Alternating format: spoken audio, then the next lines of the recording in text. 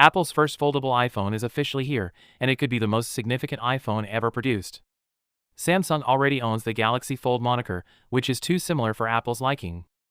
The iPhone Ultra is now the most often speculated about model. In terms of timing, it will be released alongside the iPhone 18 Pro and Pro Max in September. And production has been difficult, so Apple may unveil it in September and ship it little later. The same approach was taken with the iPhone X in 2017. In either case, it is predicted to be in short supply when it first arrives. The design is where Apple differentiates itself from the competition. The iPhone Ultra has the same 4.3 aspect ratio as an iPad, making it shorter and wider than any other foldable phone on the market. It measures 7.8 inches when open and 5.5 inches when closed. Almost exactly the same size as an iPad mini. Mark Gurman described it as the most significant update in iPhone history. And with this design, it's hard to dispute. The chassis is made of titanium and aluminum.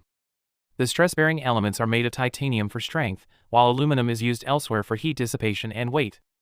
When open, it is predicted to be only 4.5 mm thin, thinner than the iPhone Air and even the 13-inch iPad Pro. Closed, it measures between 9 and 9.5 mm. No action button, no MagSafe ring, and no SIM card slot. All victims of that extremely slim build. It will be eSIM only, exactly as the iPhone Air. Colors keep it understated.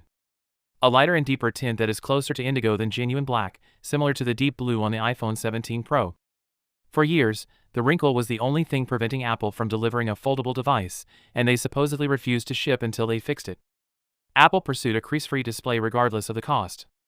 The end product is an ultra-thin glass lens from Technology, a unique Samsung display panel with built-in touch sensors, and a 19% reduction in thickness. A structural glass midframe with an innovative optically clear adhesive that remains flexible after thousands of folds. The hinge is made of liquid metal, which is stronger than titanium alloy and less prone to bending and distortion. There are 4 cameras in total, 2 on the back and 2 on the front. The rear camera combination consists of a 48-megapixel primary and a 48-megapixel ultra-wide. There's no telephoto. A 24-megapixel front-facing camera is included on both the cover screen and the inside display. Face ID no longer exists. Because the tablet is too thin for a genuine depth system, Apple has returned to Touch ID via a side-mounted power button, as seen on the iPad.